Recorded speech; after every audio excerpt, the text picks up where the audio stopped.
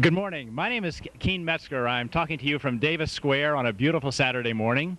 I'm the president of the board of the Somerville Homeless Coalition, which this morning is sponsoring its 4th annual road race here in Davis Square. And we want to come back to you in a short while and tell you a little bit about the coalition. But right now the race is just about to begin. And so I look forward to talking with you in a short while.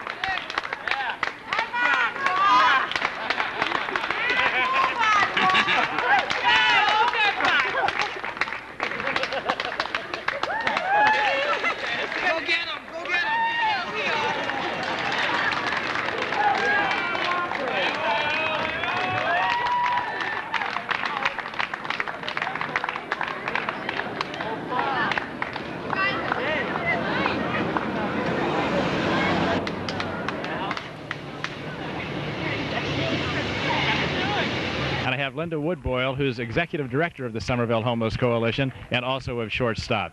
Linda, this is a fabulous morning, isn't it? It sure is. It's work that we work all year long, and this is sort of the culmination of the day. It's great. I suspect we have probably 700 runners today. That's my guess at this point. All the numbers aren't in yet, and this raises about $12,000 to $15,000 for the Homeless Coalition and for Shortstop's programs. So. And how important is that money to the coalition and Shortstop? It's critical because it's unrestricted dollars.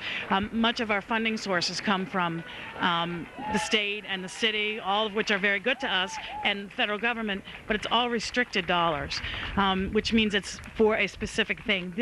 These dollars are for the extras, for a birthday present for a kid in the family shelter, for clothing for a teenager that comes to Shortstop, who comes with just the clothes on their back. It's all the extra things that we can buy with this money. So people should know if they've contributed to this race or contributed to any of our programs that it's really dollars that we need that aren't covered by the more restrictive state programs. That's right. These are dollars. These are the things that the state and the federal government and the city expect us to raise, to match, because they don't fully fund anything. So these are the things that help us match the, for the other services that we need to provide that aren't funded. And help us really personalize our programs and make them less just institutional and sort of a state program. Absolutely. Our shelters are different than some of the bigger ones. Our shelters are very small, relatively, and so we really try and make it as home-like as we can. Can you say a little bit about what our basic programs are, what the major things are that we do in the coalition and the Shortstop? At the Homeless Coalition, we have 2 shelters, an adult shelter, which has 12 beds, and a family shelter, which has 20 beds. Then we have a comprehensive case management program that serves about 250 people, homeless people a year, that provides them with housing search and so forth. And we have Project Soup, which serves, unfortunately now, it's up to 100 people a day that they're serving for emergency pantry items and hot meals. Shortstop has 3 basic programs.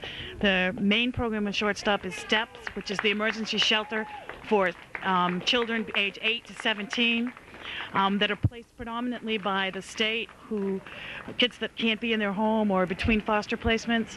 We have a transitional housing program for 18 to 21-year-olds who have aged out of the system of either DSS or Department of Social Services. The 18 to 25-year-old population is the single largest growing population of homeless people statewide, and actually it's just been said nationwide. Then we have a full-time day program with a certified teacher for kids who can't be in their own school system, who are in the shelter, to be involved in educational activities. The economy is pretty good right now. What does that mean for the demand for our programs? It means, unfortunately, as the economy grows, so does the housing stock and the housing market, which makes it even more difficult. We are, for the first time statewide this past year, we were in overflow in the shelter statewide 12 months. Usually June, July, and August, we're at a little under capacity, but we've been over capacity for 12 months statewide, and that's predominantly to do with the economy. People are making minimum wage. They can't afford the housing because the economy's good, the housing market's up. Well, Linda, thanks very much. We'll be talking with you a little bit later. Thank you. Are you a student or are you working in the area? I'm a graduate student at Harvard. In what field? In political science. Oh, that's wonderful. I really appreciate your coming out and racing, and we'll look forward to you coming in other years, too. All right, thank you.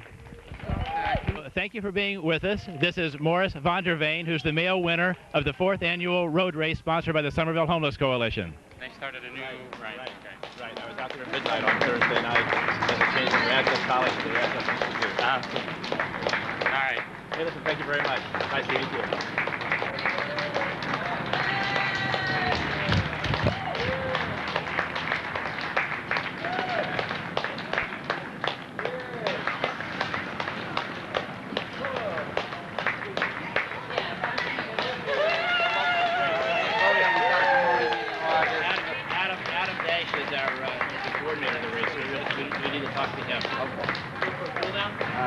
I haven't seen him. He's probably a Tall, thin fellow. yeah, with a little. Hey, can we walk up there? Sure.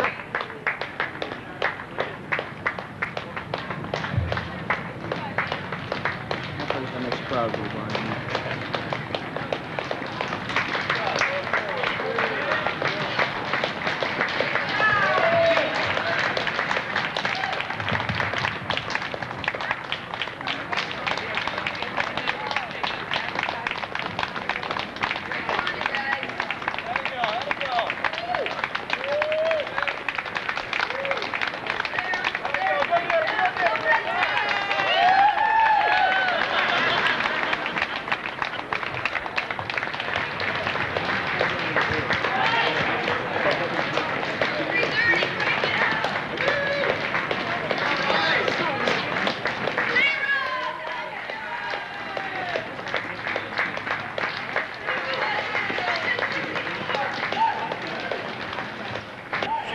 We're here at the finish line. The runners are coming in behind us, and I'm here with Adam Dash, who's the vice chair of the board of the Somerville Homeless Coalition and chair of the committee that sponsors the road race. Adam, this is a fabulous event. You've done a great job with this. Tell us what your planning is for this and how you organize it. Oh, thanks, Keen. The race looks good this year. The organization takes a lot of work and a lot of time from a lot of people. It's a partnership between the businesses in the Davis Square community and the Homeless Coalition and its programs, and and the community itself. It's fantastic. The number of volunteers come from all over. We have volunteers from the universities, from Harvard and from Tufts this year, as well as board members from the coalition and members of the community who come forward and volunteer their time on this morning. We hold the race every first Saturday morning of October every year, if you're interested in coming next year. And last year we had about 500 runners. This year it looks to be much more than that, but since the runners are still coming in, we don't have all of the numbers in yet. Now, Adam, I know you're an attorney in Davis Square, and this event really has become a citywide function and an event that really helps promote Davis Square. Who are some of the folks in Davis Square who have helped us out a lot? Well, we couldn't have done it without Carla, DeLellis, and Johnny D's over there. They were one of our first sponsors when we started the race 4 years ago. They and the Someday Cafe helped us found the race. Without them, we would have never gotten it off the ground. They provide a free buffet after the race for all the runners and the volunteers.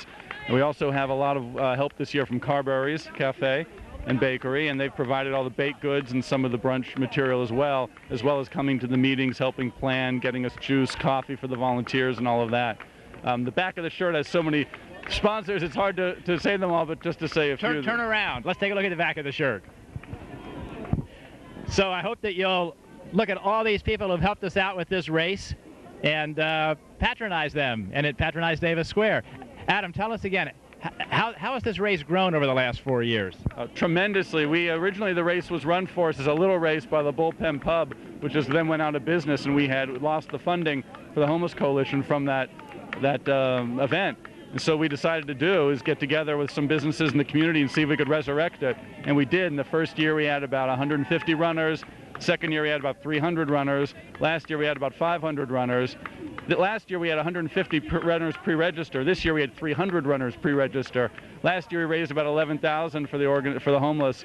How much we've raised this year, I don't even know. We haven't added it up yet, but it's going to be bigger. Every year it gets larger and larger and larger. Our volunteers go from a handful of people upwards of 50 and more this year. Last year our race was so much larger than expected that we ran out of the safety pins we needed to pin the numbers to people's shirts. So this year I saw we had a good supply of safety pins. We sent extra people out last night just to buy safety pins at the store to make sure we had enough. I can't say enough about the community and how they came out for this race. To get everybody up that early on a Saturday morning to come out is fantastic. And you can see behind me, the runners are still coming in, and the runners are done. They're getting their water. They're going down to the brunch. We have free massages that are provided as well by Massage Works for the runners. We have live music down at the park behind the T station at the Seven Hills Park. Then we have an awards ceremony. There are trophies for the overall male and female. Then for each of the age categories, for male and female, there are medals that go around their neck, as well as prizes that are donated from various businesses, coupons, gift certificates, CDs, things like that. Rounder Records has also been very helpful to us. They designed our award-winning shirt. 2 years ago, we won a national award for the shirt design, and we vary it in color and a little bit, but this is the basic logo, and we couldn't do it without Rounder Records as well. I want to say one more thing about Adam. He always has perfect weather when he runs an event, so if you're planning a wedding or a birthday party or something, you may want to call him to be in charge just to assure you've got a good day. Hey, Adam, this is fabulous. The spirit is so good. I really thank you for all your work on it. Well, thank you, Ken, and thank you, everybody, for coming, and come next year. Make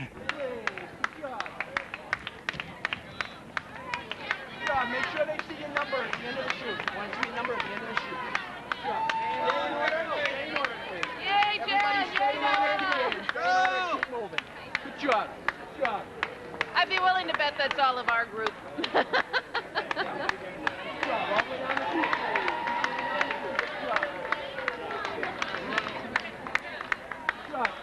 Stay in order, please. Stay in order. Make sure they see your number at the end of the shoot. Good job. End of the shoot. Show it at the end of the shoot. All right, switch. Stay in order so they get the right time.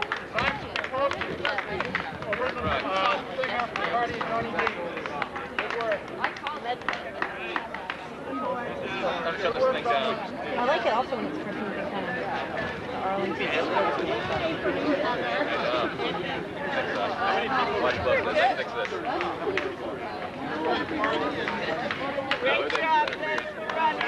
So we're here again near the finish line, interviewing one of the volunteers who's helped us out today. What's your name? My name is Seth Nickinson. Seth, where are you from? I'm a student at Harvard, and I'm here with a bunch of Sigma Chi's who are members of a fraternity. How many of you are there who are here today? I think there's about 25 or 30 of us who came out this morning. And what brought you here? How'd you find out about it? I actually found out the race because I was looking through some volunteer opportunities, and the fraternity does a lot of community service, and actually this week we started our rush, so we wanted to introduce some of the guys who are coming out to the sort of opportunities in the neighborhood that, you know, we'd really like to get involved and have them have a sense of the community. Well, that's really fabulous. Where are you from originally? I'm from Massachusetts originally, from Sharon. Oh, from Sharon, so not too far away. Not too far away. Well, let's get a picture of some of the other folks in your crew here. Sure, these are the guys. And we had a few runners this morning as well. Excellent. Hey, thanks very much. Joe does this to me all the time. Here with Carla DeLellis of Johnny D's Uptown Lounge, a nationally known music spot that everybody in Somerville knows here in Davis Square. Carla, your support of this race is really fantastic. You've been involved from the beginning, haven't you? Yes, it's been great. Great people to work with and great people to work for. Well, I don't think we could have done it without you. And we have a huge breakfast behind us that Carla and Johnny D's have prepared for everybody. How many people are you serving this morning? Well, I imagine somewhere around 600. Boy, is that more than last year? Yes, it's probably a couple hundred more than last year, and maybe it's more. Well, it's really fantastic, and most importantly also, you've made your restrooms available to everybody, so a lot of good contributions this morning. Thank you. Thank you, thanks. Excellent. Thank you, Carla.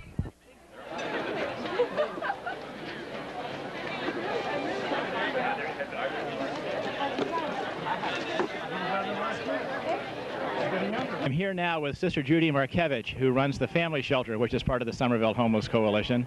It's a very important program, and I'd like Sister Judy to tell you just a little bit about it. Well, the Family Shelter opened in 1987, and we take a capacity of 5 families, and we try to do housing search and get folks housing. We have a family life advocate who works with moms and the kids around school issues, around savings, and any other kinds of help that they need. My housing advocate does a lot of housing search with each mom or dad, because we also take intact families and single fathers, and they work hard to try and get placements for those families. So the kids range in age from newborn to 18, along with their parents. Sister Judy, are there a lot of families who are looking for our services right now? Yes, there are. We keep getting more and more calls, especially for the community room.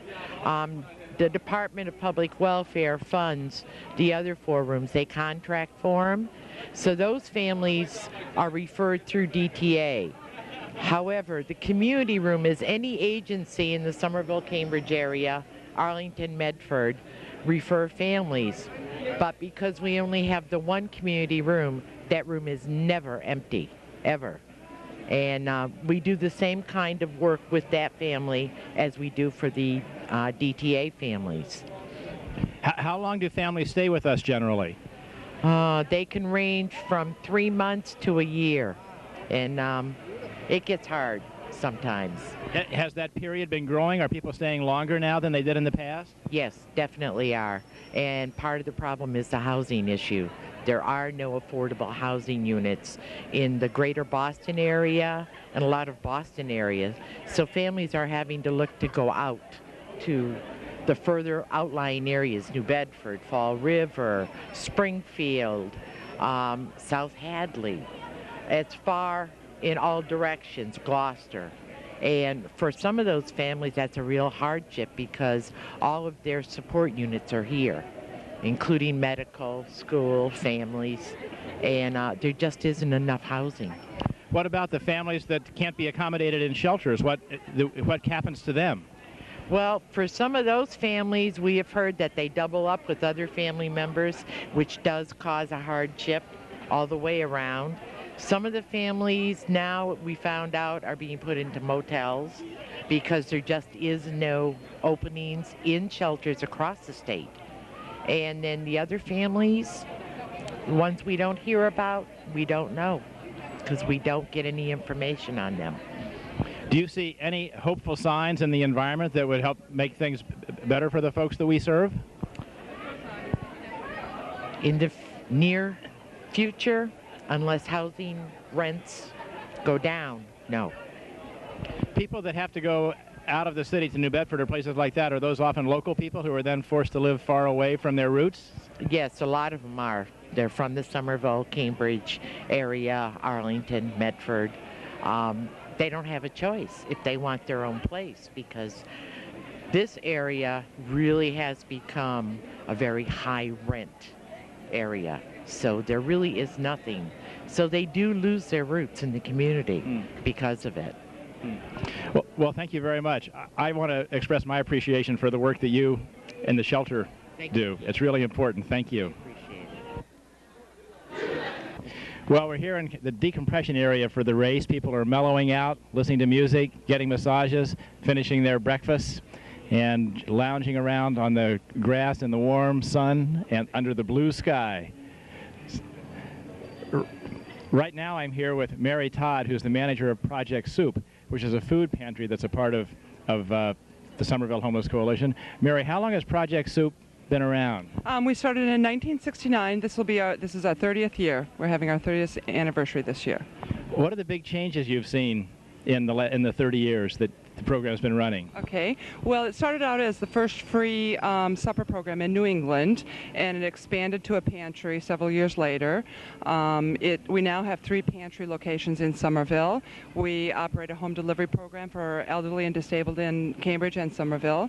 We operate a share program, which is a program that's nationwide. It's $14 and you receive $30 to $35 worth of food. We do outreach for all the food stamps, for all the benefit programs. We help people sign up for that.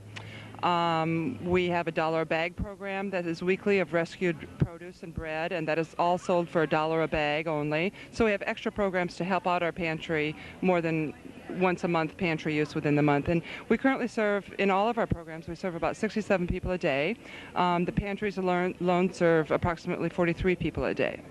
What's happened with the demand for the pantry services over the past some years? Has it gone up, gone down, stayed the same? We always have a steady increase.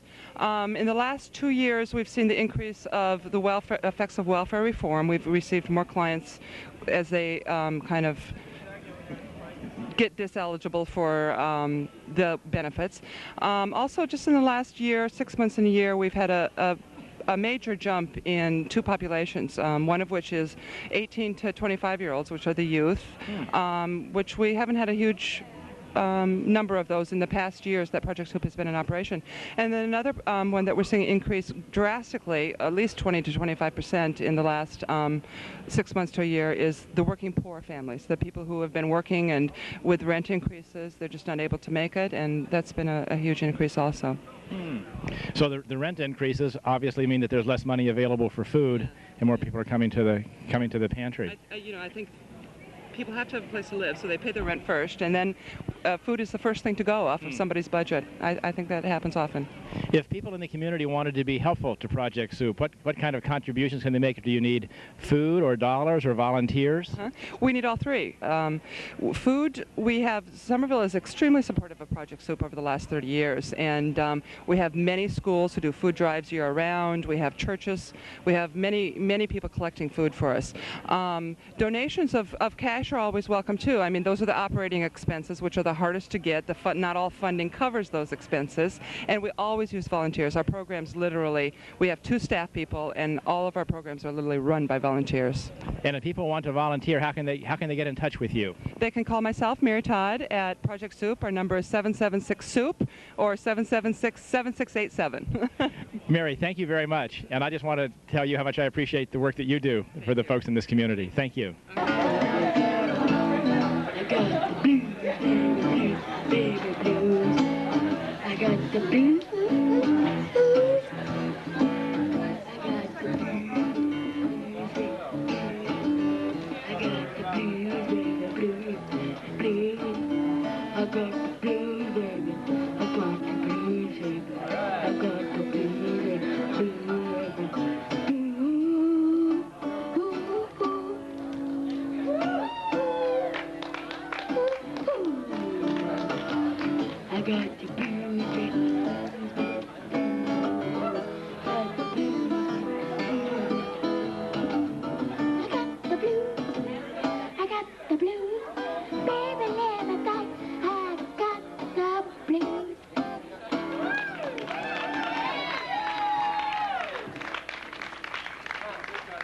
Jamal, everybody.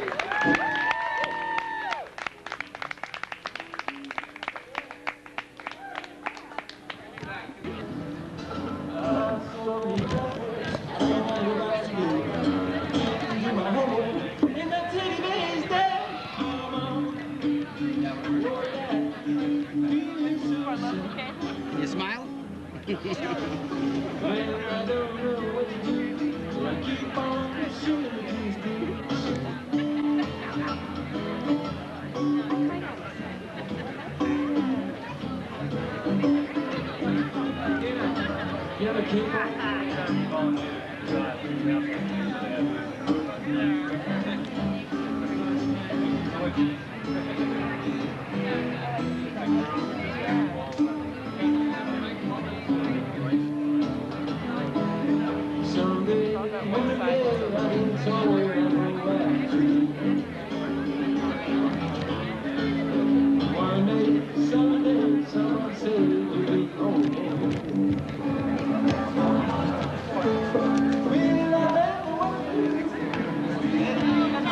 Very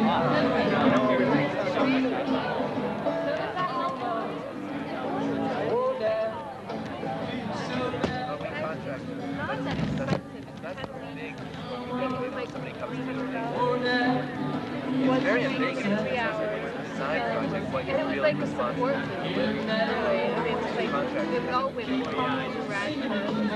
We're at the end of the race. It's been a beautiful day. We've had 853 people participating in this race. And Linda Woodboyle, who's executive director of the Homeless Coalition, just announced that we've raised $13,000 for the Homeless Coalition and for Shortstop. I want to thank all of the runners. I want to thank all of our sponsors. I want to thank the staff of the Homeless Coalition and Shortstop who have worked so hard to make this a successful day. All of the volunteers who have come out today to help us out. It's just been a grand, grand event. I hope that we will see others of you here next year. Remember that the Homeless Coalition and Shortstop help support your neighbors who are less fortunate, so please continue to support us as you have. And I also want to thank Channel 3 for making this broadcast possible. So it's been a beautiful day, and thank all of you for watching. We hope we'll see everybody out here again next year.